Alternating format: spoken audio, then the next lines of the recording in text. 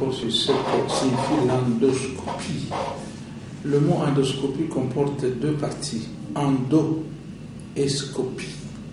L'endo signifie intérieur.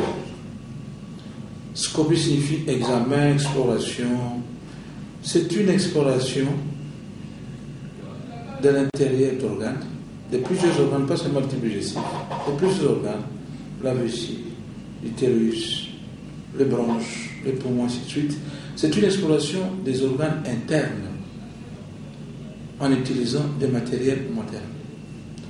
L'exploration des organes internes par l'endoscopie, c'est-à-dire par les méthodes utilisant certains appareillages, a apporté énormément de progrès dans la connaissance des maladies internes qui hier étaient recherchées par les méthodes de laboratoire, de clinique, de laboratoire. Mais l'endoscopie va là où se trouve la lésion et la voit. Non pas seulement l'endoscopie voit la lésion, mais il la décrit mieux. Et Dieu merci, il peut la soigner par une méthode tout à fait spécialisée.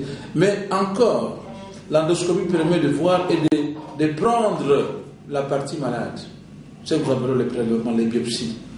Donc l'endoscopie a énormément d'avantages pour diagnostiquer la maladie, pour mieux la voir, pour la soigner et aussi pour prélever un morceau de la zone malade et envoyer au laboratoire.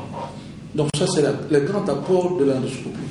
L'exploration, le diagnostic, le traitement éventuellement et pourquoi pas la biopsie pour les examens au microscope.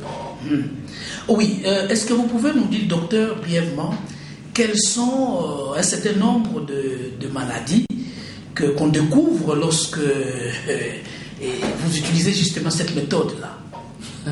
La liste est tellement longue. Mais les plus fréquents, peut-être. Les maladies qu'on recherche souvent en endoscopie sont maladies qui auront entraîné des ennuis de santé, effectivement. Et dans le domaine digestif, en gastro-entérologie comme on dit, les maladies sont de plusieurs ordres. Mais je peux les résumer en trois groupes. Ça peut être des pertes de tissus, des lésions ulcéreuses, des plaies.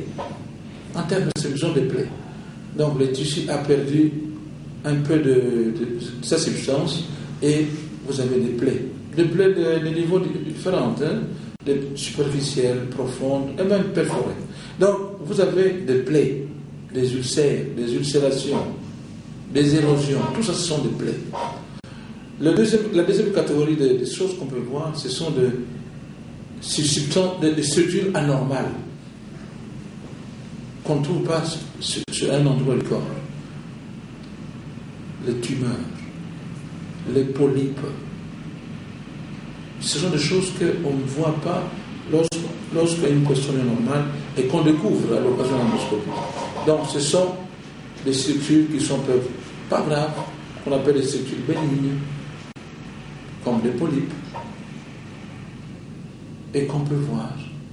Mais malheureusement, ce sont des structures qui sont graves, qui coïncident ou qui correspondent aux tumeurs, au cancer. Ça, c'est le deuxième groupe de maladies. Donc, le premier groupe, ce sont des pertes de substances, des lésions, on peut dire que ce sont des plaies. Le deuxième type de groupe, ce sont des anomalies structurelles, des choses qui apparaissent, qui n'étaient pas là. Mais un troisième groupe, ce sont des vaisseaux, c'est-à-dire les conduits de sang, qui peuvent être vus anormalement à l'examen des endoscopies.